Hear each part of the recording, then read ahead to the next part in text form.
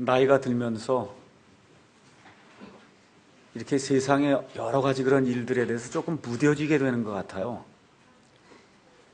그래서 올해가 토끼해라는 것을 어제 알았어요.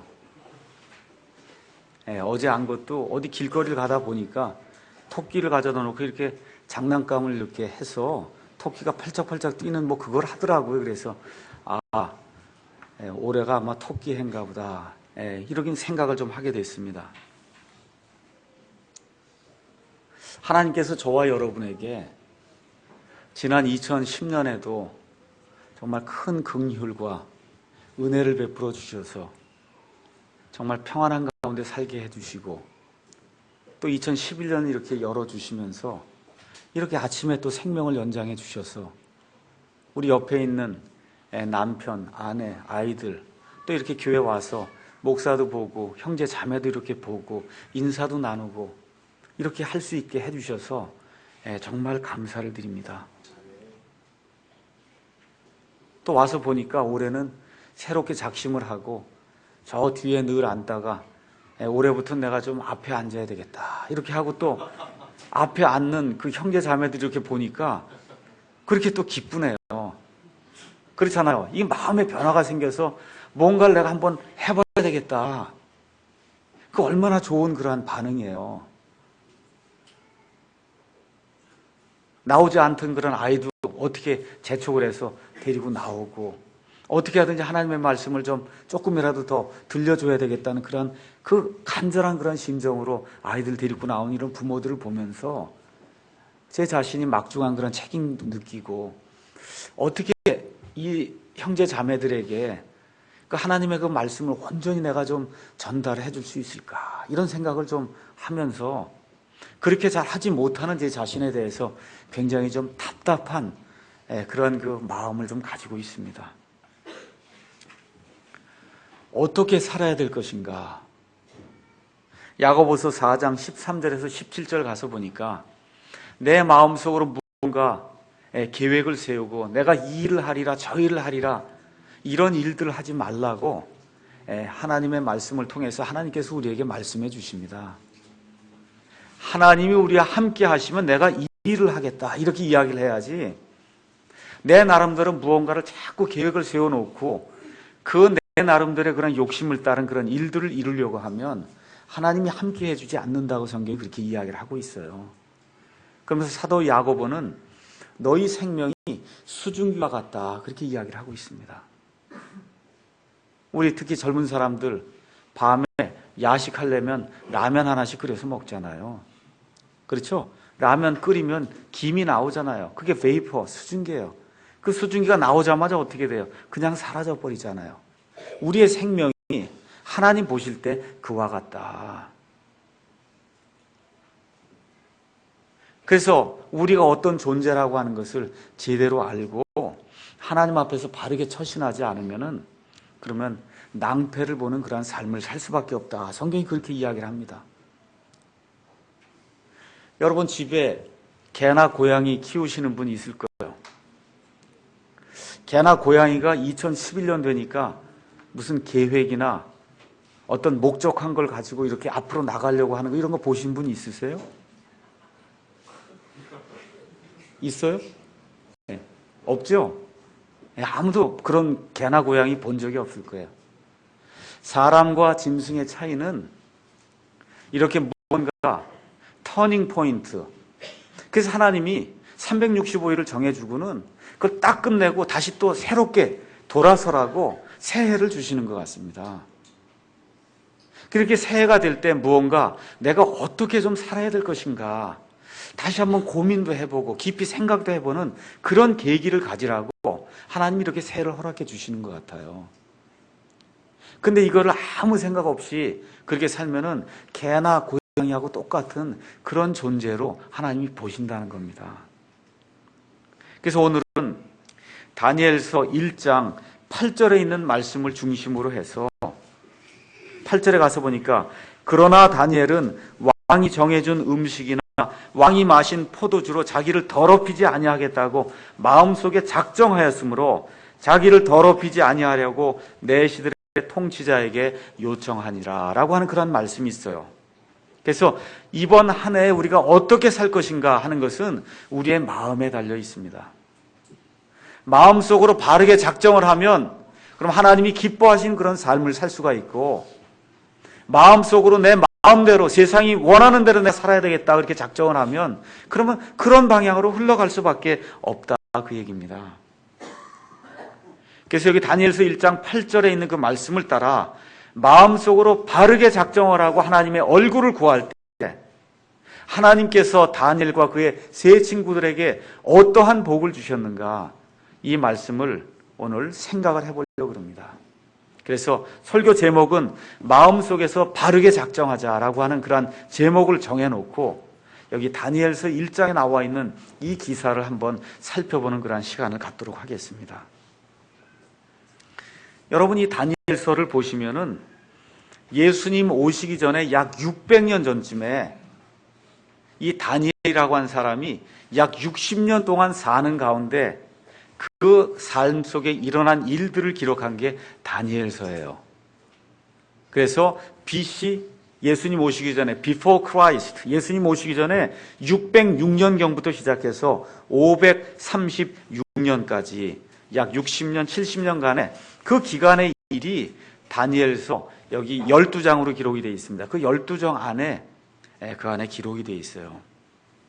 다니엘은 그 이름의 뜻이 뭐냐 하면 하나님은 나의 재판관이시다, 그런 뜻입니다. 여호와 하나님은 나의 재판관이시다, 이런 이름을 가진 그 유다 지방의 한 청년에게 임했던 그와 같은 일들을 통해서 우리 하나님께서 우리 삶 속에 어떻게 관여하시고 우리의 삶을 인도하시며 우리에게 축복을 내려주시는가, 하나님이 원하시는 그런 방법대로 살 때 하나님이 우리에게 어떠한 것들을 약속하시는가, 이걸 한번 생각해보는 그런 시간을 갖겠습니다. 다니엘서는 에스겔서와 마찬가지로 바빌론 포로 생활하는 그러한 그 포로 시기에 이제 기록이 되어 있습니다. 바빌론의 유명한 왕이 있죠. 그 왕의 이름이 느부갓네살이라고 하는 그런 왕이 있는데, 이 느부갓네살이 예루살렘을 침공해서 그래서 유대인들의 성전과 유대인들의 수도 예루살렘을 파괴하고 그러고서 많은 유대인들을 잡아갔습니다. 그래서 이 일이 3번에 걸쳐 이루어졌어요. 그래서 유대인들을 포로로 끌고 간 그런 일들을 하면서 첫 번째 생긴 그 일이 BC 606년경에 여기 다니엘서 1장 1절에 나와 있듯이 유다왕 여호야김의 통치 제3년에 바빌론 왕 느부갓네살이 예루살렘에 이르러 그곳을 에워쌌더라 해서, 이 시기에 이 여호야김 왕을 비롯해서 많은 사람들을 포로로 이제 끌고 가는 그와 같은 일이 이제 생기게 됐는데, 바로 이때 다니엘과 여기 나와 있는 다니엘의 세 친구, 가서 보니까 이름이 하나냐, 그 다음에 미사엘, 그 다음에 아사랴라고 하는 그런 세 친구가 나오는데, 이 세 친구들이 BC 606년경에 느부갓네살 왕의 그 침공을 통해서 그래서 포로가 돼서 지금 바빌론 땅으로 끌려가는 그런 내용이 이 안에 기록이 되어 있습니다. 여러분과 제가 이 구약 성경을 읽으면서 이 이스라엘 왕국과 남쪽에 있는 유다 왕국에 임한 이런 일들을 보면서 왜 이런 악한 일들이, 나쁜 일들이 우리 삶 속에 생겼는가, 그들의 삶 속에 생겼는가, 이거를 저와 여러분이 꼭 기억을 하셔야 됩니다.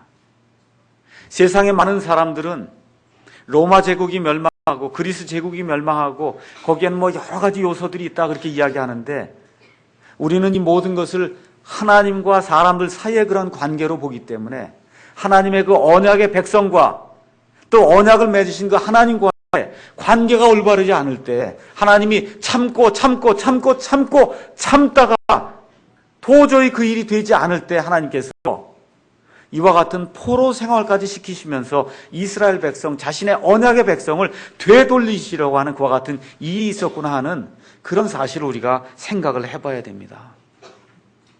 하나님이 제일 미워하시는 것이 우상 숭배인데, 이스라엘 백성이 가나안 땅에 들어가자마자 그 가나안 땅에 살고 있던 그 가나안 족속의 그런 행위를 따라서 엄청난 우상을 숭배하게 되고, 심지어 자기 아들, 딸들을 이 우상 앞에 불속을 통과하게 해서 우상 앞에 인신제물로 가져다 바치는 그와 같은 악한 일들을 왕부터 시작해서 일반 백성에 이르기까지 그 일을 한 해, 두 해, 몇백 년 동안 하는 것을 하나님이 더 이상 용납하실 수가 없어서 결국은 이 바빌론 땅에 포로로 잡혀가도록 하나님이 그렇게 만들어 놓으셨어요. 하나님이 그 일들을 하지 못하도록 하나님의 지도자를 세워 놓으셨습니다. 그 지도자가 대원자요. 그 지도자가 제사장인데 대원자와 제사장이 하나님의 일을 제대로 선포하지 아니하고 백성을 기쁘게 하는 말, 왕을 기쁘게 하는 말, 하나님을 대적하는 그런 말을 한 이와 같은 엄청난 사악한 일들을 행할 때 그 안에 살고 있는 그 백성들이 상태가 무지하고 무지한 상태가 돼서 말 그대로 짐승과 같은 옳고 그른 것을 구분할 수 없는 그와 같은 상태에 빠지게 될 때 궁극적으로 하나님의 심판이 임한다고 하는 것을 이 구약 성경의 기록을 통해서 우리가 알 수가 있습니다.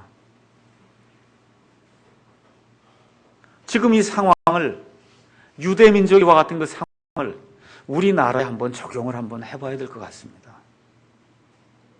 하나님께서 일제 35년 동안의 그 식민지 통치를 하나님께서 마감해 주시고 6.25 전쟁의 그 어려움 속에서 하나님께서 이 나라를 구출해 주시고 반만년 역사를 갖고 있다고 하는 이 민족의 그 5,000년 그런 역사 중에서 가장 잘 살게 되고 정말 풍부한 그런 삶을 살 수 있도록 하나님이 지금 만들어 주셨는데 이 나라의 영적인 상태와 정치적인 상태와 그 다음에 문화적인 상태와 사람들의 사고방식의 상태가 어떤가 저와 여러분이 다시 한번 생각을 해봐야 됩니다.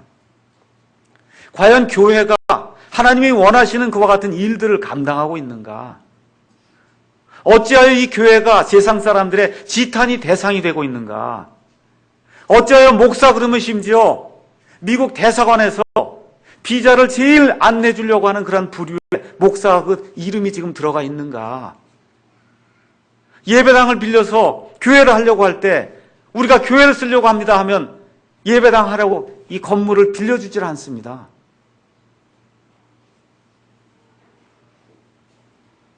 지난 100년 동안 우리 민족이 해놓은 일이 뭐예요? 100년 동안 이 부실한 성경을 가지고 어떻게 하든지 하나님의 말씀을 좀 올바로 번역을 해서 정말 이 말씀을 제대로 좀 줘야 되겠다는 그런 마음을 가진 사람들이 지난 100년 동안 우리 교회 역사에 없었다 그 얘기입니다.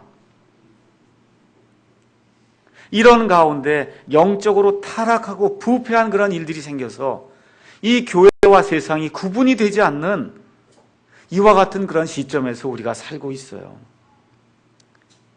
세상의 모든 문화가 이 교회 안에 들어와서 세상의 모든 행정 기법이 교회 안에 들어와서 그래서 이 교회를 유린하는 이와 같은 상태 지금 우리 교회가 빠져 있습니다. 오늘 유다 민족이 당한 이 바빌론 포로 생활을 기억하면서 이것이 하나님이 참고 참아도 해결이 되지 않는 그런 문제라고 하면 하나님께서 이 문제를 그대로 넘기지 않으실 거다. 하나님의 심판이 임한다고 하는 그런 사실을 저와 여러분이 기억을 하고 올 한 해는 어떻게 하든지 하나님이 기뻐하시는 그런 일, 하나님이 원하시는 그런 일, 그 일을 한번 회복을 시켜야 되겠다. 내 삶 속에서, 우리 교회의 삶 속에서 하나님이 원하시는 그런 일을 한번 좀 회복을 좀 시켜봐야 되겠다 하고 마음속에 작정하는 그와 같은 한 해가 좀 돼야 될 것 같습니다. 자, 이렇게 포로 생활이 시작이 됐는데 이 엄청난 역경과 고난이 사실은 기회가 되고 또 시험이 되는 그런 기간으로 볼 수가 있어요. 자, 유대인들에게 있어서 가장 중요한 것은 뭐냐? 성전입니다. 성전. 이 성전이 없이는 하나님께 예배를 드릴 수가 없는 거예요. 성전에 소나 양이나 짐승을 끌고 가서 그 앞에서 짐승을 죽이고 피를 뿌려서 이 피로 말미암은 속죄를 받아야 유대인들은 마음이 평안한 건데 지금 성전이 완전히 회파가 돼서 성전에 갈 수가 없는 그런 상태가 됐고, 또 좋은 사람들은 다 바빌론으로 지금 끌려가 있으니 그 앞에서 예배 드릴 수가 없고, 참 세상 사람들이 눈으로 보고 또 그 당시에 포로 생활하던 유대인들의 그 눈으로 보면은 완전히 이제 유대 민족은 망한 것처럼 보이는 거예요. 우리 민족을 이렇게 살펴볼 때, 우리의 교회 형편을 살펴볼 때 이거 완전히 망한 것이 아닌가, 이렇게 생각이 들 때가 한두 번이 아닙니다. 그렇게 하다 보니까 유대인들 가운데 과연 하나님이 계시는가, 이렇게 기도하는데도 왜 일이 이루어지지 않는가, 이렇게 탄식하는 그러한 유대인들도 있었어요. 근데 하나님은 하나님의 때에 자신의 일을 하십니다. 우리가 역사 그러면 히스토리라 그랬어요. 히즈 스토리예요. 하나님, 그분, 히즈 스토리, 하나님의 이야기가 역사입니다. 하나님께서 느부갓네살이라고 하는 이 바빌론 왕을 들어서 유다 민족을 침공해서 이 유다 민족을 포로 생활하도록 그렇게 만들었지만, 또 하나님께서 그 다음에 고레스라고 하는 메데 페르시아 왕을 세우셔서, 그래서 어떻게 해요? 유다 민족을 다시 유다 땅으로 보내시는 그런 일을 하신다는 겁니다. 하나님의 때에 그 일을 하세요. 그래서 우리의 형편이 지금 어떻든지, 내 영적인 상태가 어떻든지, 우리나라의 교회의 형편이 어떻든지, 우리가 다시 하나님께로 돌이켜서 하나님의 뜻을 구하면 하나님께서 다시 한번 우리에게 일을 할 수 있는 그런 기회를 주시리라고 믿습니다. 하나님께서 이 포로 생활 속에서도 하나님의 백성에게 사람을 통해서 은혜를 입게 하시는 그런 일이 이 안에 기록이 되어 있어요. 그 당시에 바빌론이니 그리스니 이런 그 나라들이 전 세상을 이제 다스리다 보면, 그러면 탕평책을 써야 되고 많은 사람들을 데려다가 이주시키고 이렇게 하다 보니까, 그러니까 그 가운데 좋은 사람들을 써서 그렇게 해서 그 민족들을 다스리게 하고 그들의 조언도 듣고 이렇게 하면서 유화 정책도 펴고 이렇게 하는 일이 보통 왕들이 하는 그런 일이었습니다.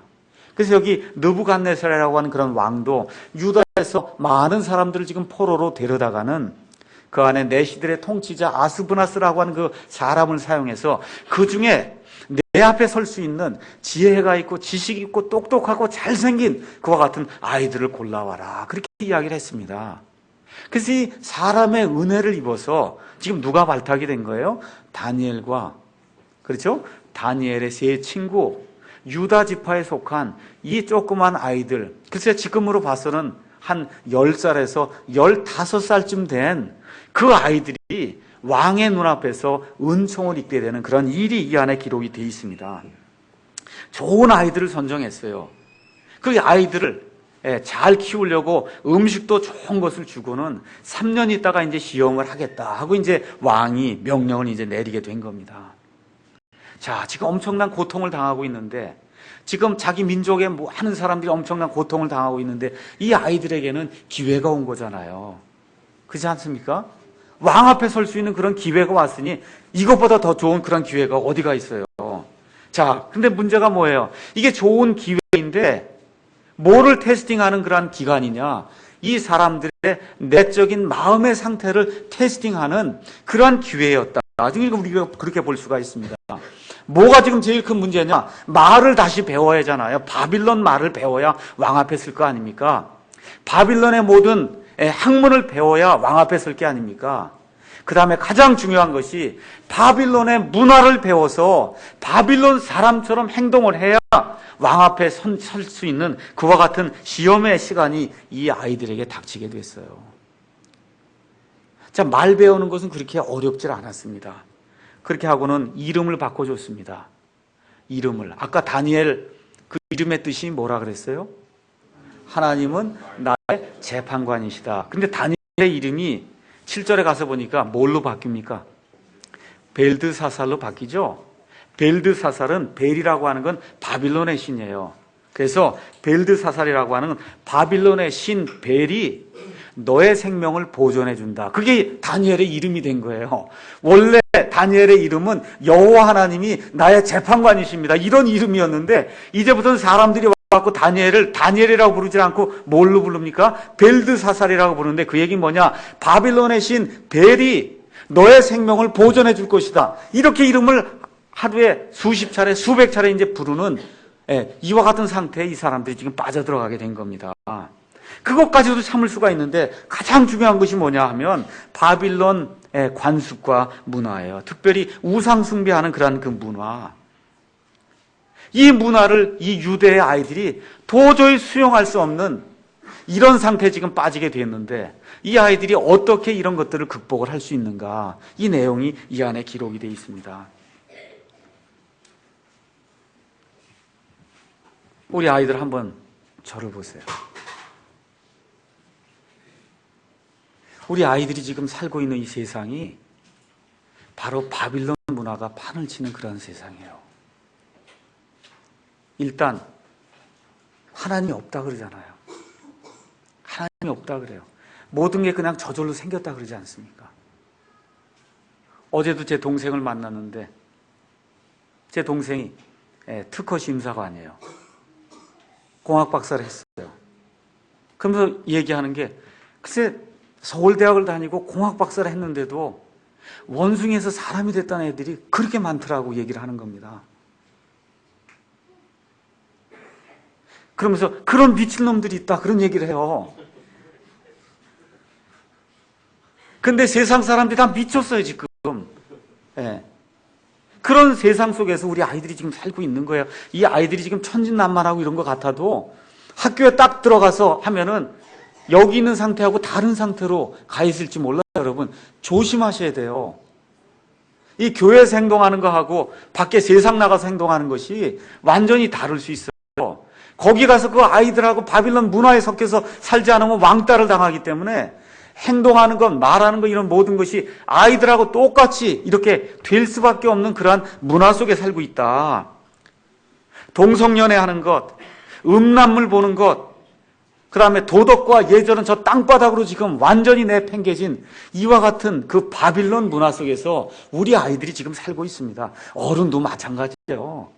우리 아이들에게 지금 이야기하지만 어른들의 그 문화, 퇴폐 문화 이런 것들이 얼마나 많습니까? 나가면 다 그거 아닙니까? 한 발자국 밖으로 세상으로 나가기만 하면 그거예요.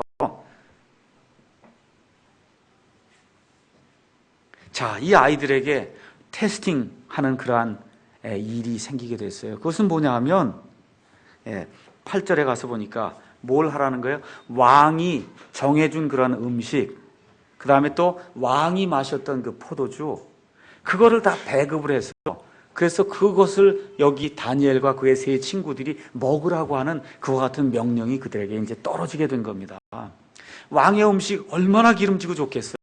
근데 유대인들은 하나님이 정해주신 방법대로 소를 잡고 하나님이 정해주신 방법대로 양을 잡고 하나님이 정해주신 방법대로 야채를 삶아서 그래서 코셔 음식이라고 하나님이 만들어주신 그 방식대로 먹지 않으면 먹을 수가 없는 겁니다. 제가 여러분에게 그렇게 먹으라고 이야기하는 게 아니에요. 그 정신이 그렇다 그 얘기예요. 그런데 더더구나 이 음식을 누구에게 바쳐요 먼저? 바빌론의 신 벨에게 가져다 먼저 바치고 그 다음에 그 바친 음식을 지금 나눠주는 이와 같은 지금 상태가 됐고 또 포도주를 이 왕이 마시고는 그 자기가 마셨던 그런 그 포도주 병에서 따라서 아이들에게 나눠주는 이와 같은 일이 이 아이들에게 지금 떨어지게 된 거예요. 우리 아이들 세상에 나가면은 당장 접하는 게 술 먹는 거, 담배 피는 거, 또 이거 한 걸음 더 나가면 마약하는 거, 음란한 것과 같은 일들을 하는 거. 이게 지금 세상 모든 바빌론 문화의 특징이에요. 그런데 여기 가서 보니까 8절에 우리 다 같이 한번 읽어보겠습니다. 그러나 다니엘은 왕이 정해준 음식이나 왕이 마신 포도주로 자기를 더럽히지 아니하겠다고 마음속에 작정하였으므로 자기를 더럽히지 아니하려고 내시의 통치자에게 요청하니라. 이렇게 되어 있습니다. 여기 다니엘과 그의 세 친구들뿐만 아니라 여기 앉아있는 우리 아이들뿐만 아니라 여기 있는 모든 어른들 또 인터넷을 통해서 보는 모든 분들 앞에 지금 이 세상 문화에 굴복할 것이냐 아니면 세상 문화를 이기고 그걸 극복하고 앞으로 나아갈 것이냐 이와 같은 그런 시험이 우리 앞에 지금 놓여 있다 그 얘기입니다. 세상의 그 외부의 압력에 내가 동화가 돼서 세상 사람들하고 똑같이 살 것인가 아니면은 내가 이 하나님의 말씀을 따라 살면서 손해를 당하고 사람들에게서 왕따를 당한 한이 있더라도 정말 하나님이 기뻐하시는 그런 방향으로 내 자신을 정결하게 갖고 와야 되겠다. 이렇게 여러분이 어떻게 생각하느냐에 따라서, 마음속으로 어떻게 생각하느냐에 따라서 하나님이 여러분 삶 속에서 간섭하시는 그런 내용이 달라진다, 그 얘기입니다. 그래서 우리 그리스도인은 세상에 굴복되는 그런 사람이 아니라 세상을 변화시키는 그런 사람이 돼야 된다고 성경이 이야기하는 겁니다. 남이 다 해도 내 양심에 저촉이 되고 우리 아버지 하나님께 영광이 되지 않는 그런 일은, 내 아버지와 어머니의 영광이 되지 않는 그런 일은 내가 하지 않겠다고 마음속으로 작정하는 우리 아이들이 돼야 됩니다. 남이 다 해도 나는 안 한다고 하는 거, 그게 그리스도인이에요. 그게 하나님을 두려워하는 사람들에게 나타나는 징조다. 성경이 그렇게 이야기하는 겁니다. 그래서 이 모든 일이 어디에서 일어나느냐? 마음속에서 일어난다는 거예요. 마음속에서. 그래서 잠언 4장 23절에 부지런히 열심을 다해서 내 마음을 지키라는 겁니다. 인생의 원천들이, 인생의 모든 문제들이 그 마음 속에서 나오기 때문에 부지런히 열심을 다해서 내 마음을 지키라고 잠언 기자가 우리에게 이야기해 주고 있어요. 예레미야 17장 9절 10절 가서 보니까 마음은 모든 것보다 악한데 어느 정도로 악하냐? 데스퍼리틀리라고 하는 그런 단어를 썼어요. 극도로 악하다는 거예요. 극도로. 그래서 사람이 자기 마음을 알 수가 없다, 그렇게 이야기합니다. 그래서 마음을 잘 가다듬고 정말 내가 하나님 앞에 하나님이 기뻐하시는 그런 사람으로 내가 설 수 있을까 한번 곰곰이 생각을 하면서 내 자신을 제어하게 될 때 하나님이 그때 함께 해 주신다는 거예요. 그래서 하나님을 사랑하고 하나님을 신뢰하고 하나님께 순종하려고 하는 그런 부드러운 마음을 갖게 될 때 우리 하나님께서 지금 처해 있는 그런 상황이 무엇인지 상관이 없이 우리 하나님께서 불쌍히 여기시고 은혜를 베풀어 주시고 긍휼을 베풀어 주실 때 저와 여러분의 삶이 2011년 그 한 해 동안의 삶이 예수님 안에서 형통할 수 있다, 그렇게 제가 말씀드릴 수 있습니다. 이렇게 마음속에 작정을 하니까 어떤 일이 발생해요? 하나님이 사람들을 통해서 은혜를 입게 하는 그런 아름다운 일이 발생을 한다, 그 얘기입니다. 어떻게 다니엘이 가서, 그 친구들이 가서 뭘 얘기해요? 저희에게 포도주 주지 마시고 음식 이런 거 주지 마시고 콩하고 물만 주십시오. 열흘 동안 저희를 테스팅해보고 테스팅이 끝난 다음에 우리 얼굴하고 왕이 준 음식을 먹은 그 아이들의 얼굴하고 한번 비교를 해보셔서 만일에 우리 얼굴이 더 나쁘면은 그러면 그것대로 제가 따르겠습니다 하고 지금 제안을 하는데, 다른 데 같으면 이런 제안이 먹히겠어요? 먹히지 않잖아요. 근데 뭐가 있었어요?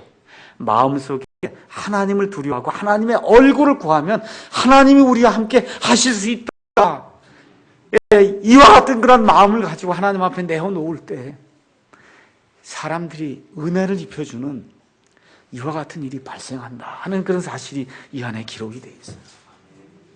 내 시대의 통치자가 세운 멜살이라고 하는 사람이 마음이 바뀌어서 그래 그럼 내가 한번 열흘 동안 너희를 테스팅 해보겠다 하고 열흘 동안 콩을 주고 물을 주고 해서 이 아이들의 얼굴을 살펴봤더니 그 아이들의 얼굴이 왕이 준 그런 음식과 왕이 준 그런 포도주를 먹은 그런 아이들의 얼굴보다 더 빛나고 더 윤기가 난 것을 보고는 그래 너희들에게는 이제부터 콩을 주고 물을 주고 왕이 내린 그런 음식을 먹지 않도록 그렇게 내가 허락을 해주겠다는 이와 같은 은혜를 입게 하는 그런 일이 이 성경 안에 기록되어 있지 않습니까? 하나님의 얼굴을 구합시다. 올 한 해는 하나님의 얼굴, 아버지 하나님께서 내게 긍휼을 주셔야, 하나님께서 내게 은혜를 주셔야 제가 살 수 있습니다. 이 세상에 내 앞에 지금 놓여있는 이 일이 내가 감당하기에는 너무나 커서 감당할 수가 없습니다. 하나님, 제게 은혜를 베풀어 주십시오. 사람들에게 호의를 입을 수 있도록 하나님께서 은혜를 베풀어 주시기 바랍니다 하고 내 자신을 내어놓고 하나님을 두려워하는 가운데 하나님께 내 사정을 아뢰을 때 하나님께서 이 내 시대의 통치자와 또 내 시대의 통치자가 세운 이 멜살이라고 하는 이런 사람을 통해서 정말 어떻게 바빌론 사람, 하나님을 전혀 모르는 그런 사람들을 통해서도 하나님이 은혜를 입게 하시는 그런 일이 발생할 줄로 믿습니다. 근데 이 아이들이 어떻게 행동해요? 과격하게 행동합니까? 안 그렇죠? 어떻게 행동해요? 신사적으로. 그렇잖아요. 예의를 갖추어서 행동하잖아요.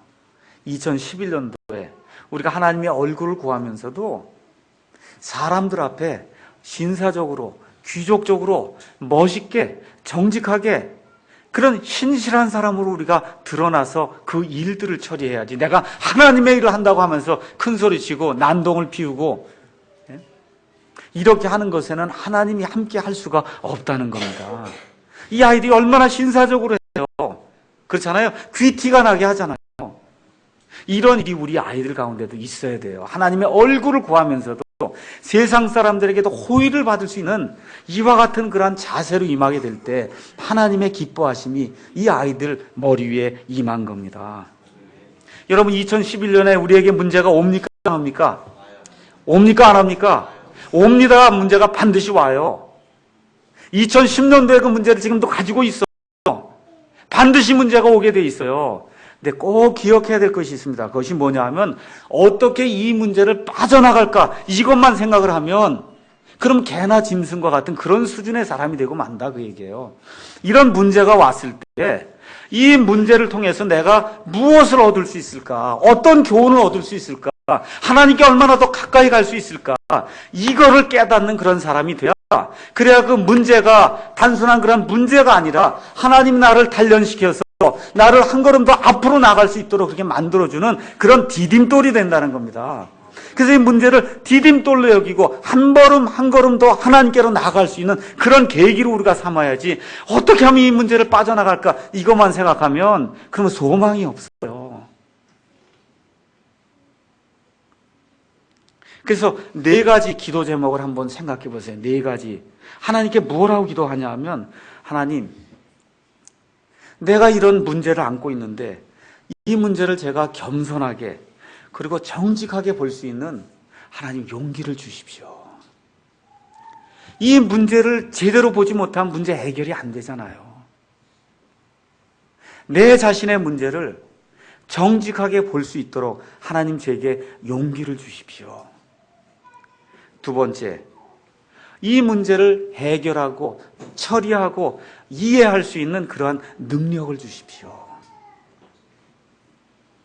하나님께 그렇게 기도하는 거예요.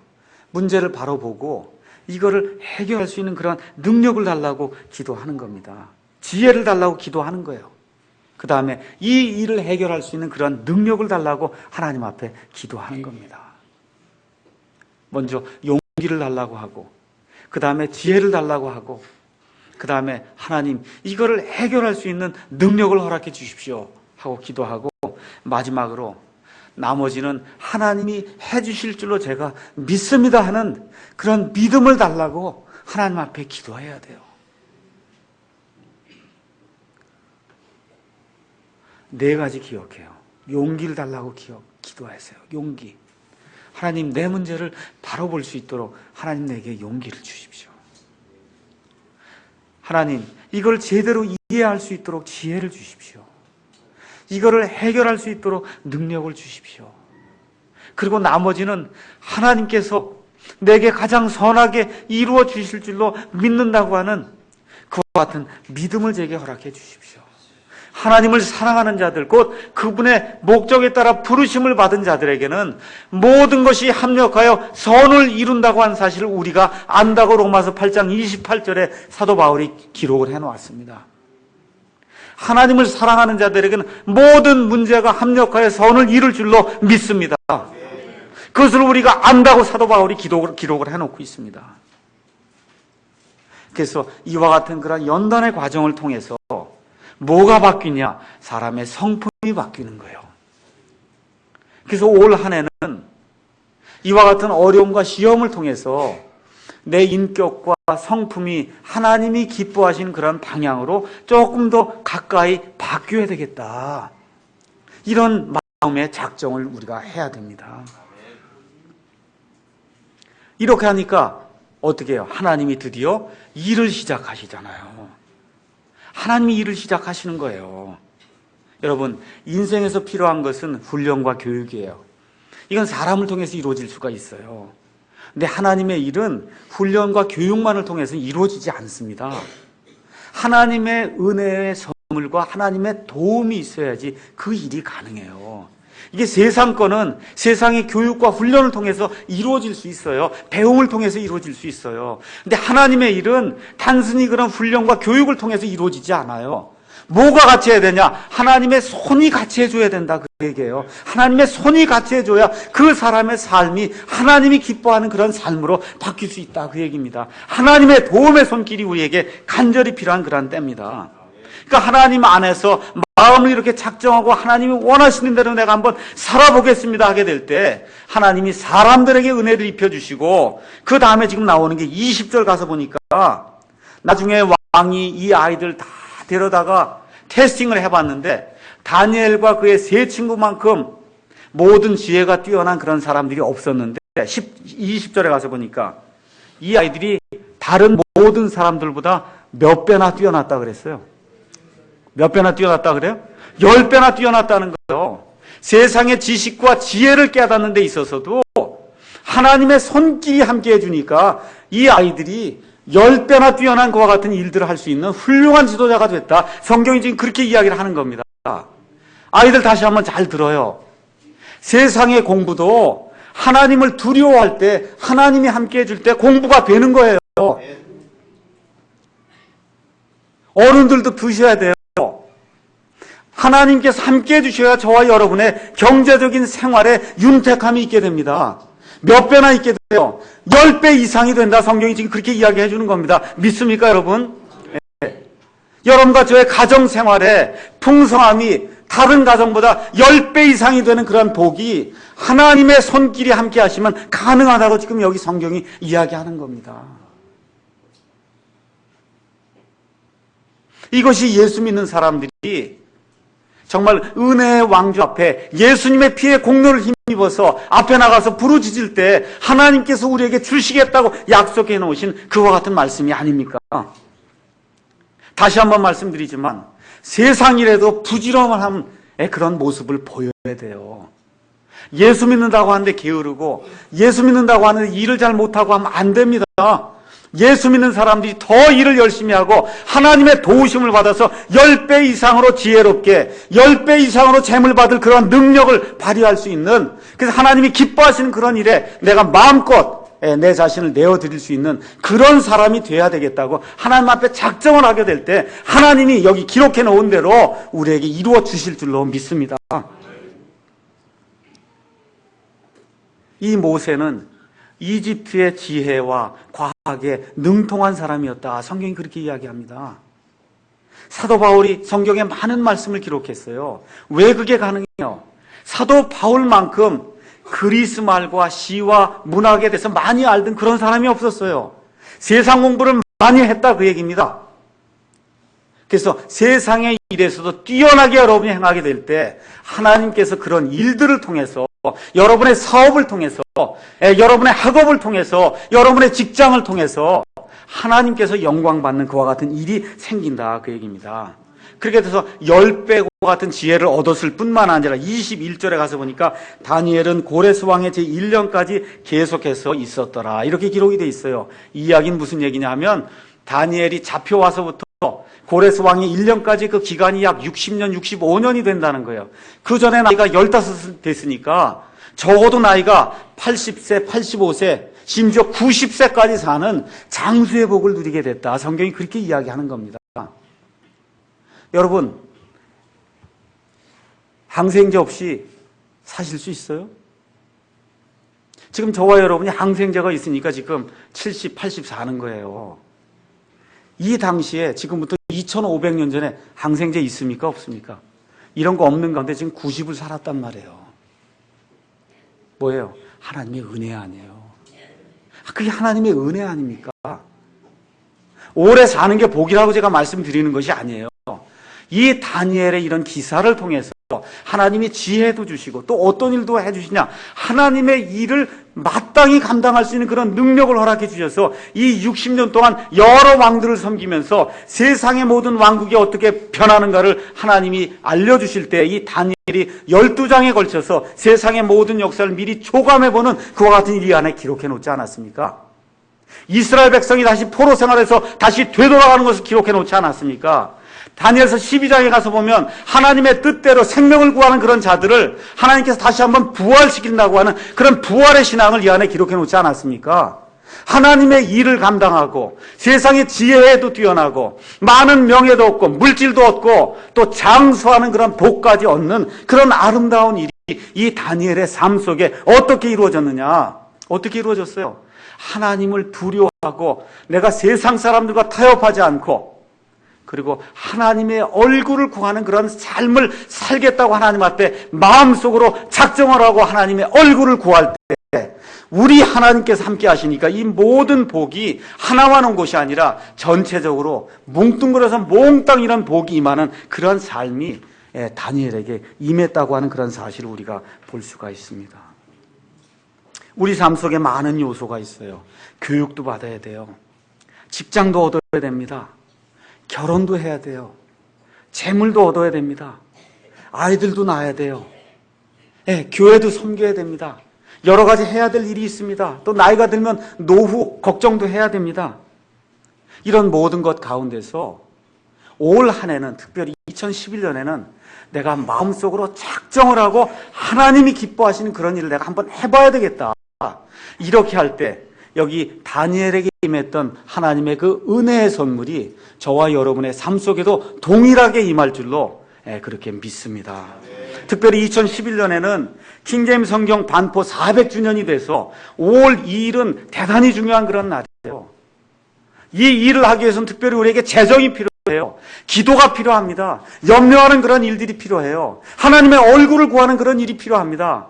어떻게 하든지 하나님의 말씀이 흥왕하게 이 땅에서 퍼져나갈 수 있도록 저와 여러분이 하나님을 위해서 이런 일들을 구할 때 하나님께서 그 일들을 이루어 주실 줄로 믿습니다.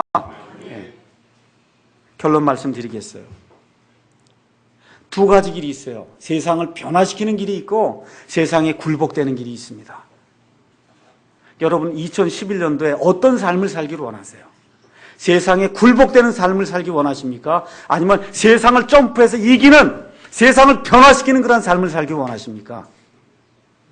세상을 변화시키는 그런 삶을 살려면 마음속에 하나님을 두려워하고 하나님의 얼굴을 구해야 되겠다는 그러한 마음속에 작정이 있어야 된다. 이런 작정이 있을 때 하나님의 은혜의 손길이 우리 안에 임하게 되면 사람을 통해서 은혜를 입게 하시고 지혜를 주시고 재물 얻을 능력을 허락해 주시고 지위를 주시고 명예를 주시고 심지어 장수하는 복까지 하나님께서 우리에게 충만하게 내려주실 줄로 확신합니다. 기도하겠습니다.